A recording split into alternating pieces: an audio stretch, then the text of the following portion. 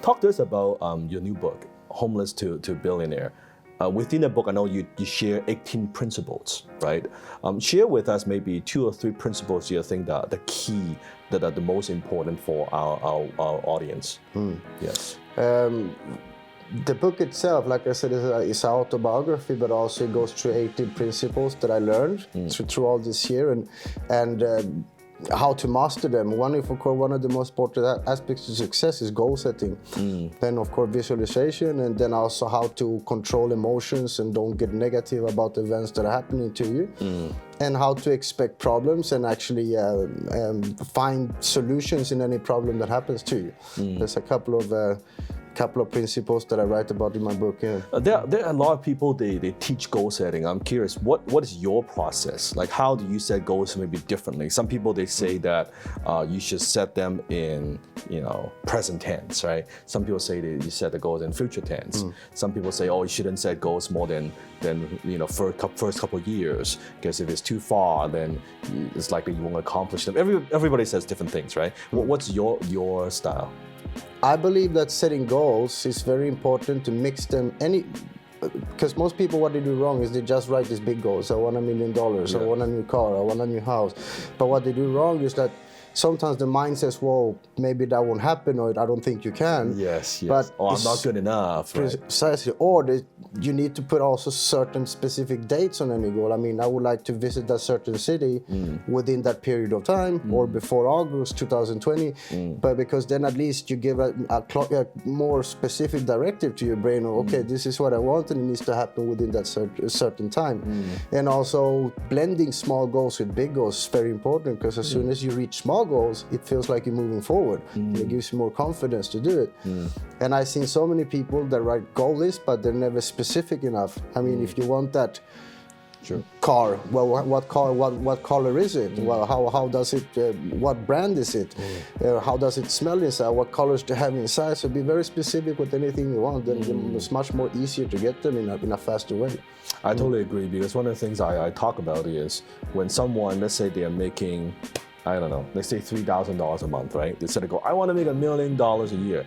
Well, I said, if you put that on the wall, and I'm not saying don't do it, I'm saying, does that give you motivation, or does that remind you of how behind it you are, right? Because I think human beings, we want to have experience that success first, right? And success breeds success. And then you can build from there. If I can accomplish, so you're making 3,000, how should I go to make 5,000, right? Once you hit that, then you instead of go to make 10,000 and so forth, right? Exactly. You can have the vision that's long-term, that I want to build this, but in the meantime, I think you can break them into smaller goals, right? Yeah. What about visualization? How do you visualize? I make sure to meditate, and I also write things down clear, so I can have clear mental, vivid pictures in my head when they happen. Smell, touch, feeling, all that. The more specific you become, the more easier it is for the mind, and whatever you kind of want to call it, the universe, to connect with each other and deliver it to you. So visualizations is very important. I do it almost every morning before I go to work. I close my eyes in my garden, and I think about all the things that I want to be, do, or have and experience. And I believe that they already happened, but because they feel real in the head. So, yes, especially think when it comes to a project that you have to be the one that you walk through a site where it could be just dirt. Yeah. Right. There's nothing. Right. You walk in there and it's like, I think we could build property here, and this is what it looks like. And I bet you can visualize this is what the windows look like. This is going to be the view, and the guests come in. That this is what they would feel, right? Yeah. And when there's nothing, right?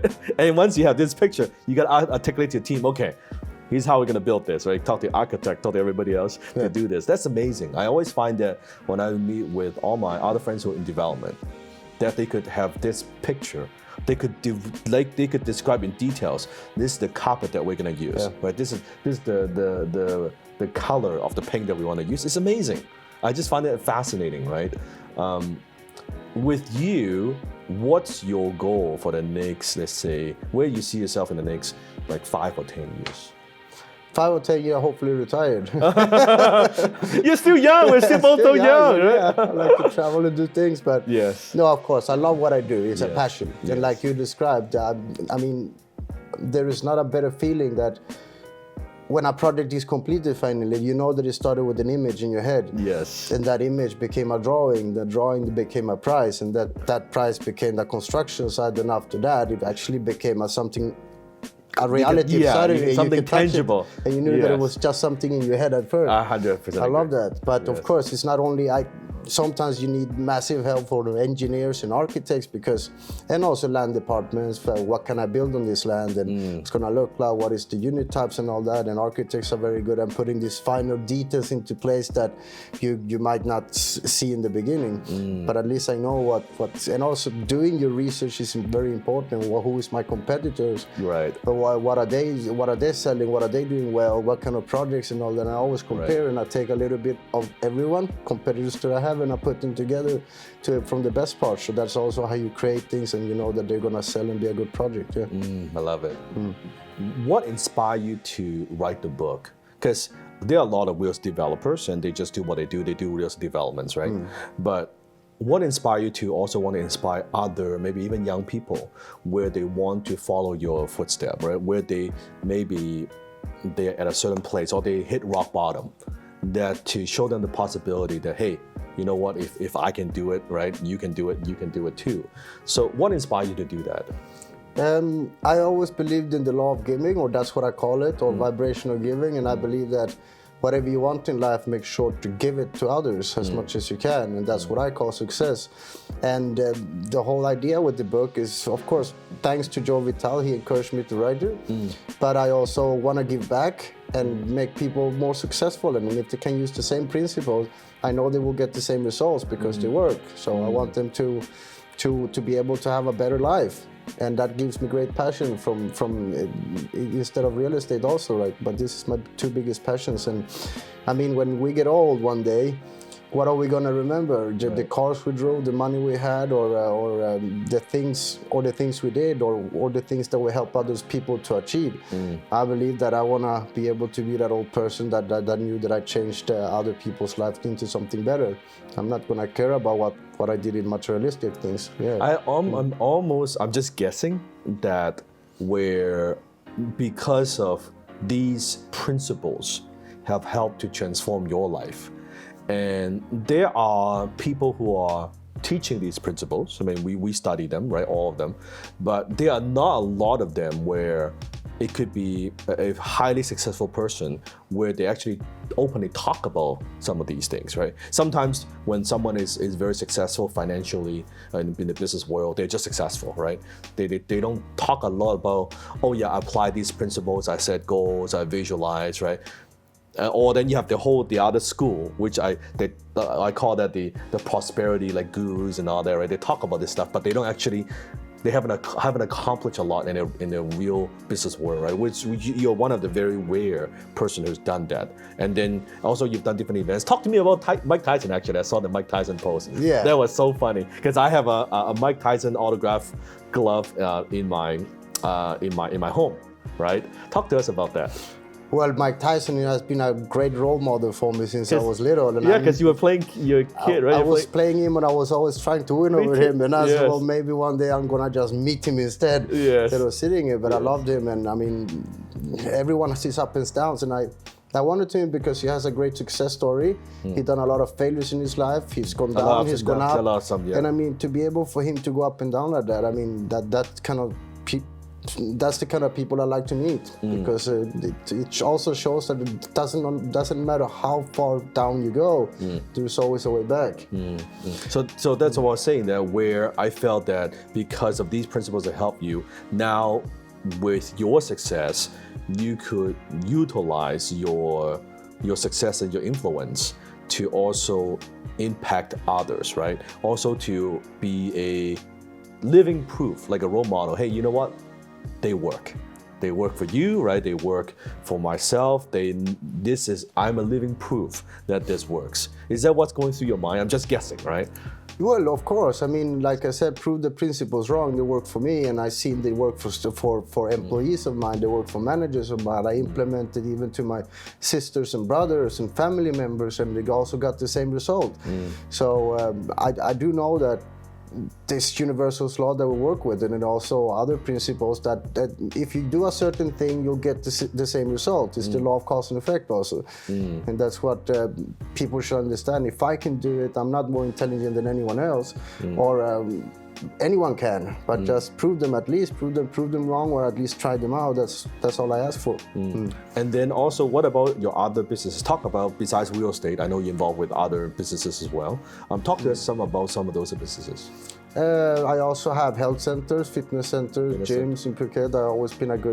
I've also been passionate in health, in extreme sports, and keeping my body healthy and all this. So it all started with an idea with that as well. Instead of going to that same kind of health center gym, why not have my own? And I also have coffee shops, restaurants also, and we do some import. We actually have our own coffee plantation in the north. Okay. And we import our coffee to Phuket, and we serve it into our coffee shops and restaurants. Yeah. Right. And do you find that because of the business you have, which mainly the real estate, and then the other ones, it's almost, it's a natural progression. Oh, I like that too. Maybe that could fit into what we do. Is that what you do? Of course, they're connected in some way. Okay. So the fitness center gives also my employees a chance to be healthier. They get better prices in going to a gym. I love being there. It's a bit of my psychology to feel better when I'm in a gym as well. And with the coffee, it was just more of we were always offering coffee to our clients in our real estate offices, in our buildings, in our restaurant, at the hotel, and they said, well, people seem to like this coffee that we're producing. Why not make it a brand of it and start selling it separately in coffee shops? So it all develops from a certain aspect, yeah. So yeah. And do you have a CEO managing each component, or what do you do? I have managers doing that, okay. But yes. So they have executive titles, but also sales managers is what I put, or sales directors. Or sales directors. Yes. That I put in place to manage this, and then I get daily reports every week from every company or every office, so I can see at least what happened in the day, and I can do comments if I need to, and I can also see how many clients we got and all that. So it's always important to have an eagle eye in everything you do.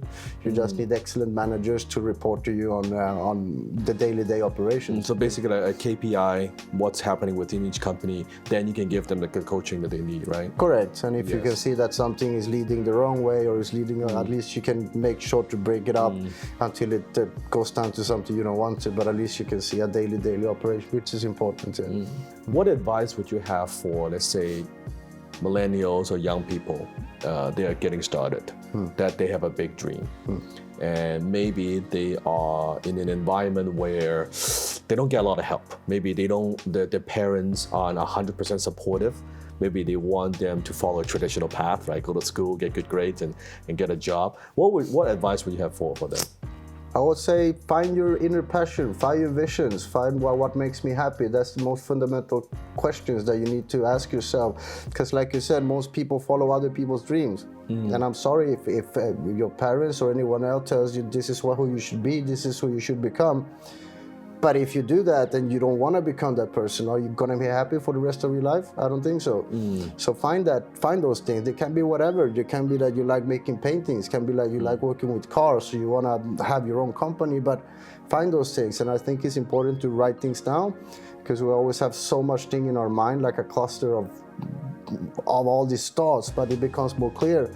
All right, well, everyone have different passion. I cannot tell you what to do or not to do. No one else can. So you need to find it within yourself. But it all starts with a simple question: what makes me happy? And write about all the things, or at least find out all the things that doesn't make you happy, and then just write the opposite. At least you're getting closer to something that might cheer you up for the rest of your life. That's a very good point, because I always say if you don't know what you want, it's a good starting point where you just write down what you don't want. Yeah. Right. You make a whole list. Okay, this is definitely this example, I don't want to commute to work, right? Yeah. I want to be able to work from home. Like, you write down the list of things that you want. Then then you can compare. This is what I don't want. Then you can start with the list that you want. Then you can narrow it down and then turn them into goals, right? Exactly.